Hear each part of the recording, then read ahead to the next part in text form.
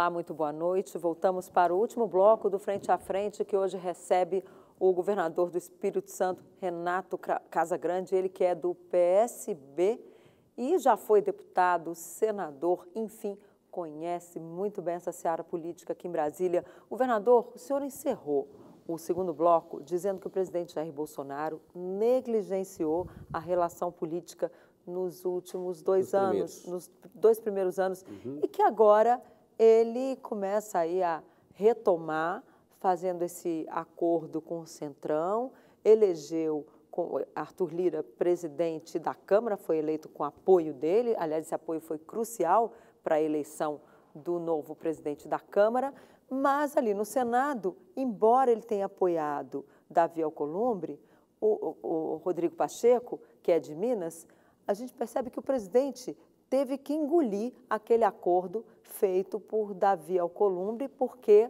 Rodrigo Pacheco não era, assim, o candidato ideal para Bolsonaro, mas se fosse um bolsonarista não ia conseguir reunir, inclusive, o PT e o PDT, os outros partidos ali de oposição que apoiaram Rodrigo Pacheco. Como é que vai ser essa relação agora lá no Congresso? O senhor falou em estabilidade política, que ela é fundamental, o senhor falou isso ali no segundo bloco. Nós temos condições de, com Arthur Lira na presidência da Câmara e Rodrigo Pacheco no Senado, ter essa estabilidade política? O senhor acha que ela é possível? Acho que eles são importantes, né? Eu digo que o presidente negligenciou os 2 primeiros anos porque votou a reforma previdenciária graças ao Congresso Nacional, tá certo? Assim, Davi Alcolumbre foi fundamental e Rodrigo Maia foi fundamental. Que era uma reforma que já estava precificada, né? Desde o governo do Temer, né? Já estava sendo debatida, discutida. Então, o presidente, então, deixou de avançar com as reformas dos 2 primeiros anos, tá certo? Por falta de apoio político no Congresso Nacional, por falta de articulação, não de apoio, de articulação política. E eu acho que o presidente viu a necessidade dessa articulação. Todo mundo critica porque a articulação é com o Centrão, as pessoas criticam porque ele, muitas vezes, ele descascou o Centrão, não é isso? Então, foi eleito batendo na política, batendo no nas Centrão, relações políticas, tá defendendo certo? a Lava Jato. Então, mas ele viu a necessidade de ele ter uma relação. Eu acho que o Arthur Lira é uma pessoa equilibrada, acho que se conduziu bem nesse processo agora do Daniel Silveira, foi bem. O Rodrigo Pacheco poderá ajudar muito nesse trabalho. O Rodrigo Pacheco é uma pessoa que todo mundo acha equilibrado, sim, tanto é que ele teve apoio do governo, da oposição, então teve apoio, não é uma pessoa colada com a imagem do governo Bolsonaro, mas ele não vai ser uma pedra no sapato do governo Bolsonaro. Como também Davi Alcolumbre também não foi. Eu acho que o Rodrigo Maia também, por muito tempo, ajudou, tá certo? No final é que as relações, elas se enfraqueceram, mas assim, ajudam, mas depende do governo. Depende do presidente da República, do comportamento do presidente da República e da estabilidade do presidente da República. Governador, sempre a gente encontra com pessoas na rua e eles perguntam: como é que é essa relação? O presidente Bolsonaro está amarrado, precisa do apoio do Centrão, precisa do apoio do Congresso, isso atrapalha a gestão. O senhor já foi deputado, senador, governador, está no segundo mandato.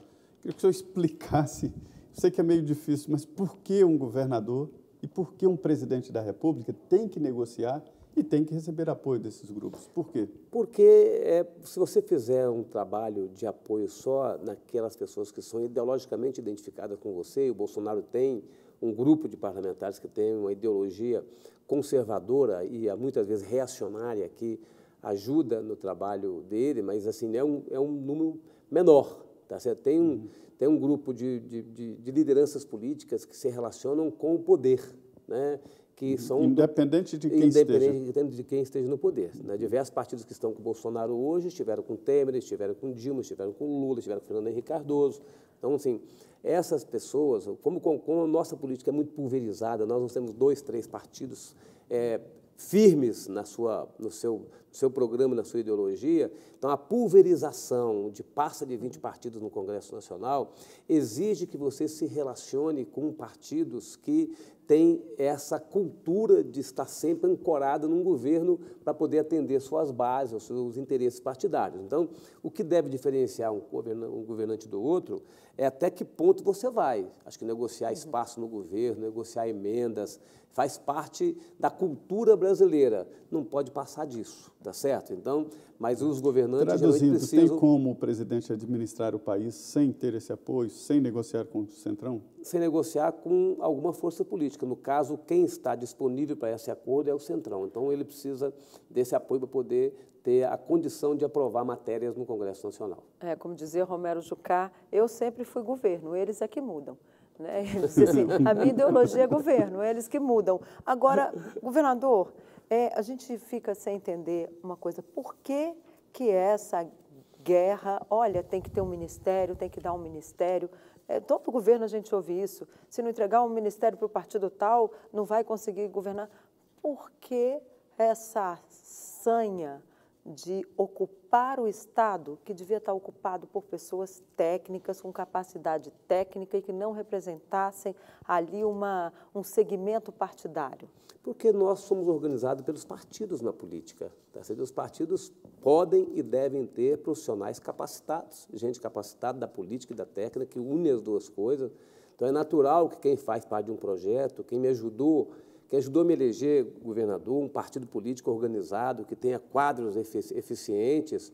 Né? Meu governo no Espírito Santo tem gente do PP, tem gente do PSB, tem gente do Cidadania, tem gente do Partido Verde, tá certo? São pessoas que respondem tecnicamente e politicamente às demandas da sociedade. Se não responder, você tem que trocar.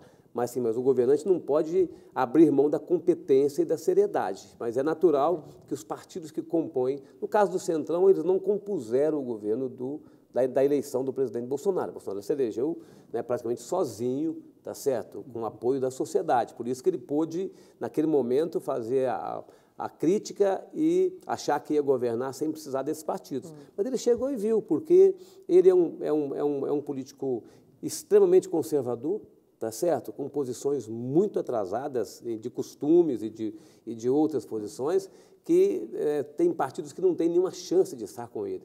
Então, quem se dispôs a colaborar com ele para ele ter a maioria foram esses partidos. Então, neste caso, o presidente pode avaliar se deve ou não compor o governo, mas quando você participa desde o processo eleitoral, acho natural que algumas desses partidos tenham participação no seu governo. Ô, governador, voltando um pouco para o Espírito Santo, antes da pandemia, o Espírito Santo viveu uma grande tragédia em matéria de segurança pública.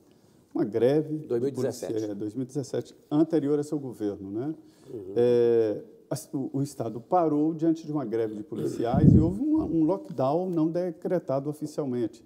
Aí depois o senhor negociou com os policiais que fizeram greve. Como é que foi? Por que o senhor decidiu negociar e suspendeu até algumas punições? Olha, Zé Maria, assim, o processo de 2017 foi um erro das duas partes. O governo não dialogou. Radicalizou muito, né? O governo não dialogou, não pressentiu o problema já avisado, tá certo? E parte dos policiais erraram. Então, um erro dos dois lados, uma estrutura de segurança pública destruída. Tá? Eu cheguei assim, ó, vamos reorganizar daqui para frente. Então, na parte administrativa que eu podia fazer o perdão, a parte criminal, não. A parte administrativa que eu podia fazer o perdão, nós fizemos. Vamos reorganizar daqui para frente, tá certo? E estamos reorganizando. Então, parece que a minha sina é reorganizar o sistema de segurança pública. Quando eu assumi em 2011, eu entreguei em 2014 reorganizado. Eu vou entregar de novo em 2022 reorganizado, mas pegamos uma estrutura totalmente destruída. Por falar em 2022, como é que estão as articulações do PSB? Eu soube que o senhor veio aí, vai sair de Brasília com novidades, né? Vai começar a percorrer o país como pré-candidato a presidente da República, tem algo nesse sentido? Olha, o presidente Carlos Siqueira tem colocado para mim de que boa parte do partido deseja ter uma candidatura própria e que vê no meu nome uma possibilidade de pré-candidatura à presidência da República. Eu disse a ele que eu assim, tenho disposição de percorrer o país, de fazer debate, de conversar, mas que precisava olhar também os interesses do meu Estado. Então, e que precisava avaliar um pouco esse quadro nacional e o quadro regional, que é o quadro do Espírito Santo, para depois voltar a dialogar com ele. Mas tem sim um diálogo do presidente com relação ao meu nome como uma possibilidade. Disse a ele que se a gente tivesse um nome que já tivesse mais disponível, né, assim, que não estivesse exercendo um mandato, como eu estou exercendo, de governador, que exige minha presença no meu estado, né, que pudesse circular o Brasil com mais intensidade, alguém que pudesse vir para o partido, alguém do partido, talvez pudesse ser mais adequado. Mas não descartei, disse que vou avaliar e começar a fazer contatos e, de fato, percorrer alguns estados debatendo esse tema, esse assunto. Mas o papel do PSB é um papel que pode ter candidatura, mas o principal papel é tentar juntar forças de centro-esquerda e centro-direita como uma alternativa real e concreta para a gente poder ter para 2022. O quadro para 2022 está meio confuso, né? Por enquanto, o que se sabe é que o presidente Jair Bolsonaro é candidato à reeleição, ele tem reafirmado isso, está com apoio popular ali resistente em 30%, até incondicional, o que o considera já no segundo turno, e o outro dividido ali com o PT, que foi o único que lançou candidato. Como é que o senhor traduz esse momento político e o quadro atual dos candidatos, das posturas dos partidos? Eu tenho pregado dentro do PSB que a gente dialogue com todas as forças políticas fora os extremos. Fora os extremos, assim.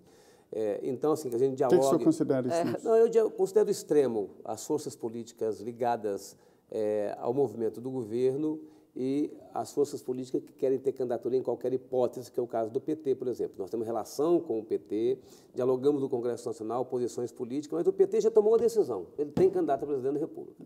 O presidente Bolsonaro já tomou a decisão. Tem candidato a presidente da República. Tá certo? Então, tem duas candidaturas aqui que já estão colocadas. Não tem conversa não mais. tem conversa, né, tá certo, com eles. Então, eu acho que todas as demais forças políticas, envolvendo o PSB, o PDT, envolvendo Cidadania, o PV, Rede, envolvendo o DEM, envolvendo o PSDB e até setores do MDB e até o MDB e outros partidos, PCdoB, acho que nós temos condições de dialogar para ver se a gente não tiver condições de juntar todos no primeiro turno, mas criar ambiente para a gente tentar juntar o máximo no primeiro turno e criar um ambiente para um segundo turno. Pois é, 2021, é por isso que eu digo sempre que esse é um ano importante. 2022 é campanha política e 2021 é a hora dos partidos lançarem nomes mesmo, tá certo? 2021 é o ano que pulveriza muitos nomes, né? Experimentar, e 2022 é a hora da agregação. Agora, o senhor vê possibilidade de união lá na frente dessas forças de centro-esquerda e centro-direita que o senhor se referiu? Porque a gente está vendo que todo mundo já está ali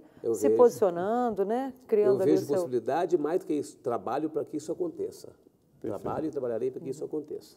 Muito bem, uma conversa boa, uma mesa redonda aqui no Frente a Frente dos estúdios da Rede Vida aqui em Brasília e falando exatamente sobre política. Política manda a sua vida. Governador Renato Casagrande, muito obrigado por sua vinda aqui aos estúdios da Rede Vida e, principalmente, aí, sorte na sua, vamos dizer, sua ideia de colocar o seu nome à disposição como candidato à presidência da República, exatamente aqui no Frente a Frente.